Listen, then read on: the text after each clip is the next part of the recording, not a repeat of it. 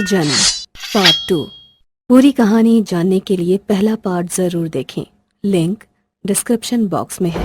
ये कहानी तुम्बाड़ नामक एक गांव की है जहां गरुड़ा नामक निर्दयी राक्षस रहता था।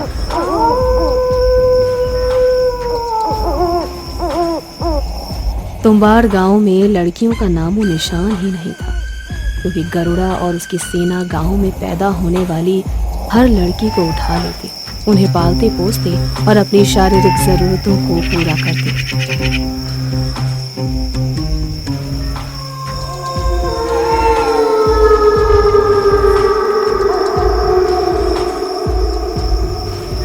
समय बीतता गया, मगर गांव में गरुड़ा के खिलाफ कोई आवाज उठाने वाला नहीं। एक दिन तुम्बाड़ का मौसम अपना अलग रूप दिखाता है। चारों तरफ सन्नाटा, जैसे किसी बड़े तूफान की घोषणा हो। चिड़ियों की, जानवरों की तेज खूंखार आवाज, और देखते ही देखते सन्नाटा एक भयानक तूफान में तब्दील हो जाता है। गांव में तेज बारिश हो रही थी, बिजली कड़कने की आवाजें। उसी गांव में रहने वाले बंसिक के घर किलकारियां गूंजने वाली थी, क्योंकि उसकी पत्नी पेट से थी। और आज वो दिन था जब बंसिक दुआ कर रहा था कि उसके घर बेटा आए, न कि बेटी। बंसिक की 2 बेटियां और भी थी, जिनमें से एक विदेश चोरी चिपके बंसिक के द्वारा भेजी गई थी, मगर किन्हीं कारणों की वजह से उसका नाता उससे टूट गया। और दूसरी बेटी जिसे गरुड़ा उठा ले आया था। बंसिक नहीं चाहता था कि उसकी तीसरी बेटी भी उससे दूर हो जाए। घबराओ मत, नहीं अभी आती होगी।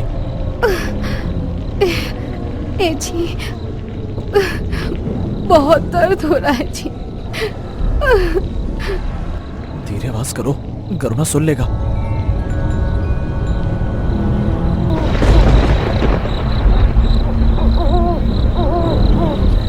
बंसिक के घर नया लल्ला हुआ है लगता है। देर किस बात की, चलो। मुबारक हो लल्ली, लड़की हुई है। तभी दीवार पर टंगी पद्मावती की फोटो बिजली तेज तेज कड़कने लगती है। गरुड़ा घर पर हमला कर देता है। गाय के पास से वो बच्ची को छीनने की कोशिश करता है। तभी दीवार पर टंगी लालटेन गिर और उसके शीशे के टुकड़े गरुड़ा के दिल पर जा लगते हैं, और गरुड़ा की वहीं पर मौत हो जाती है। बच्ची को लेकर बंसिक भागता है। इस मुठभेड़ में बंसिक की पत्नी की मृत्यु हो जाती है। बंसिक राजस्थान के चित्तौड़गढ़ गांव में छिपते छिपाते पहुंचता है। बंसिक के वहां घुसते ही मौसम अपना अंदाज बदलता है। बंसिक काम की तलाश में एक होटल में जा पहुंचता है और उसे वहां काम भी मिल जाता है। देखो ये कमरे हैं, काम में कोई कमी नहीं होनी चाहिए। सभी रूम की साफ सफाई तुम्हारी जिम्मेदारी है। बंसिक की नजर बंद कमरे पर जाती है। बंसिक पूछता है, ये कमरा साहब का है? नहीं, दूर रहो इस कमरे से, यहाँ आने की जरूरत नहीं है। इस कमरे से जितनी दूरी तुम बनाए रखोगे उतना ही तुम्हारे लिए सुरक्षित होगा। बंसिक की बात सुनकर पूरी तरह घबरा जाता है और एकटक उस कमरे को देखता है। तभी अचानक लाइटें बुझती हैं, खुलती हैं, और इसी तरह ये सिलसिला चलता जाता है और अजीब सी आवाज पूरे होटल में गूंजने लगती है। चलो चलो यहाँ से जल्दी चलो। बंसिक को समझ नहीं आ रहा था कि ये क्या हो रहा है।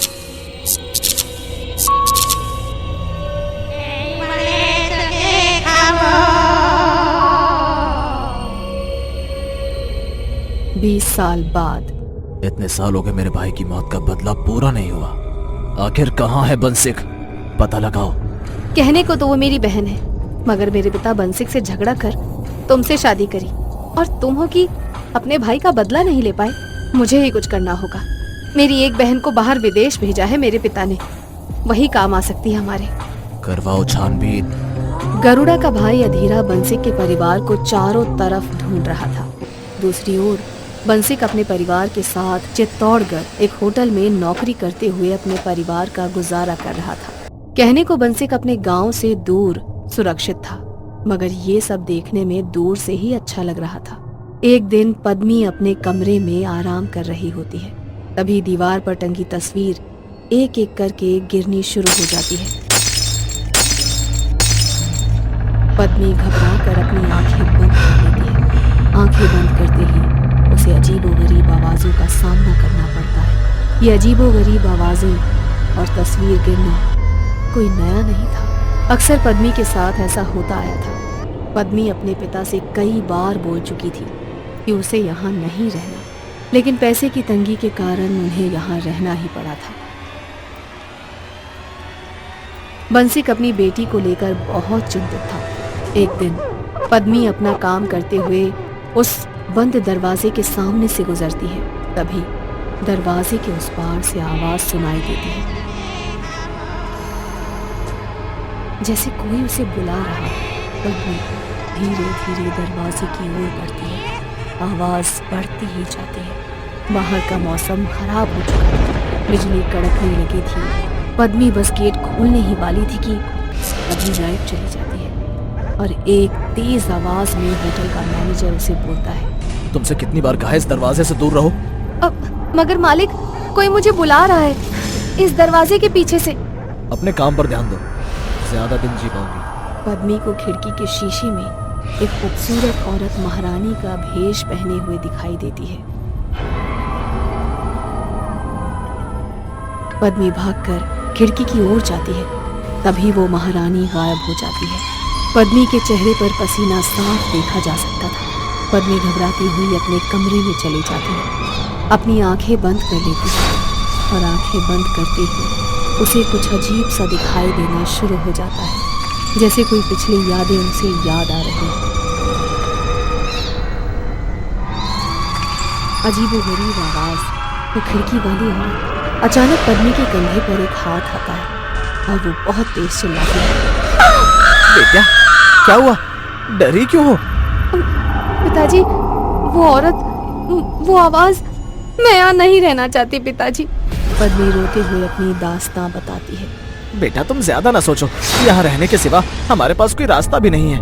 तभी पद्मी को अपने पिता के पीछे वो औरत दिखाई देती है। पिताजी,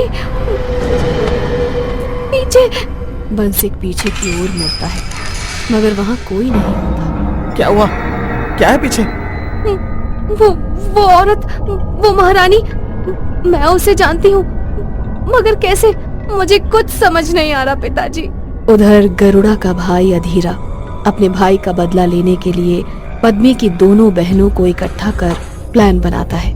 उन्हें कहीं से पता चलता है कि पद्मी और उसका परिवार चित्तौड़गढ़ में कहीं छुपे हुए हैं। वो चित्तौड़गढ़ के लिए निकलते हैं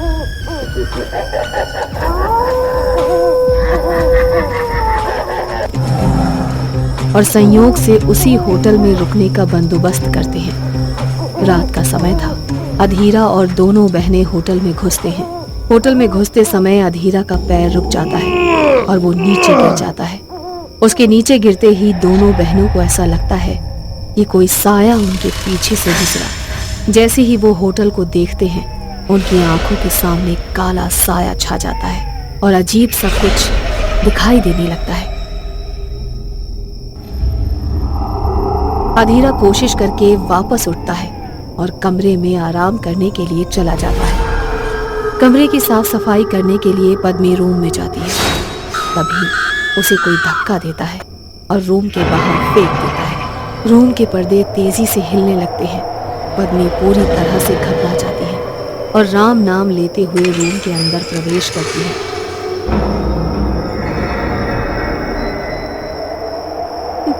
जय सिया राम, जय सिया राम, जय हनुमान, जय हनुमान, जय सिया राम, जय सिया राम। पद्मी अधीरा के बेड के साइड में सफाई करते हुए टेबल की ओर जाती है।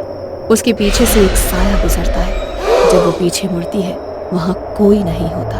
अचानक शीशे पर वो औरत उसे दिखती है। पद्मी डर के मारे गेट की ओर भागती है। तभी अचानक गेट भी बंद हो जाता है। वो वापस शीशे की ओर भागती है। तभी अधीरा की आंख खुल जाती है। पद्मी भागकर शीशे के सामने खड़ी हो जाती है। अपना हाथ शीशे की ओर बढ़ाती है। तभी पीछे अधीरा दिखता है। जो पद्मी के कपड़े पर हाथ मारता है। हाथ मारते ही पद्मी तेजी से चिल्लाती है और अधीरा को धक्का मार के कमरे से बाहर भाग जाती है।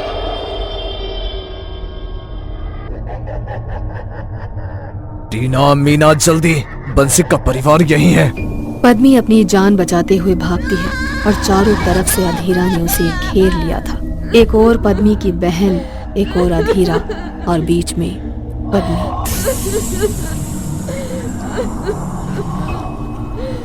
पद्मी उस दरवाजे के सामने खड़ी थी जहां जाना साफ मना था। पद्मी घबराती हुई उस गेट को खोलकर उस कमरे में घुस जाती है और कमरे में घुसते ही चारों तरफ जैसे तांडव चल रहा हो।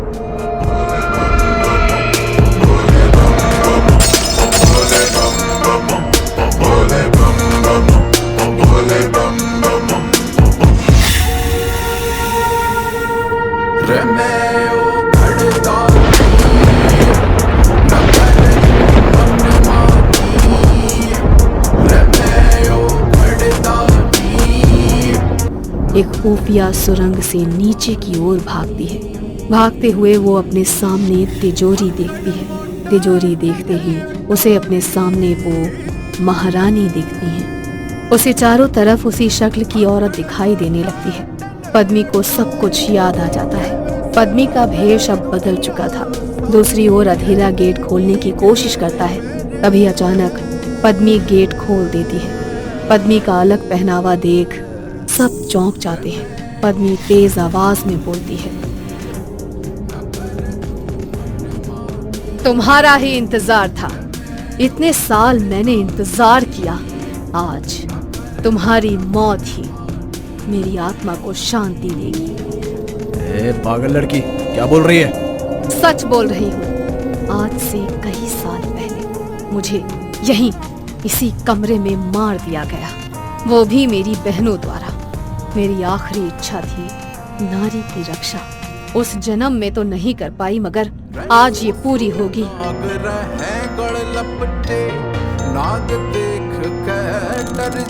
पद्मी अधीरा को ऊपर की ओर उठाती है और उसकी गर्दन मोड़कर उसे मार डालती है। तभी ये देख टीना, मीना भागती हैं। उनका सर गेट से टकराता है और उन्हें भी सब कुछ याद आ जाता है कि किस तरह उन्होंने पद्मी को सोने के लालच में मारा था। पद्मी उनके सामने आकर खड़ी हो जाती है और सोने की तिजोरी में तीनों का हाथ लगाकर तिजोरी खोलती है।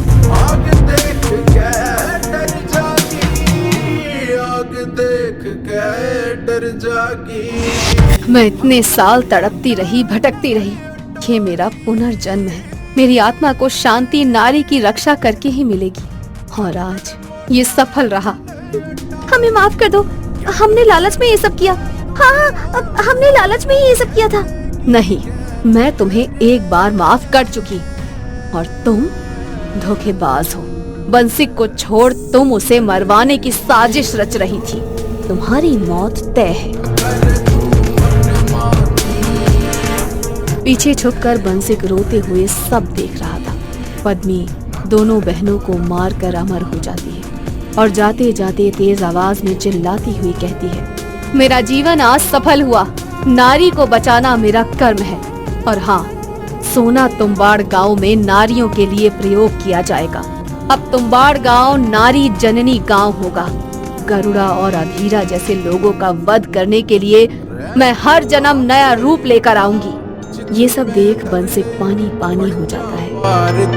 जग तेरे तेरा हो पाऊं ना, एक खानी सारे जग का मैं।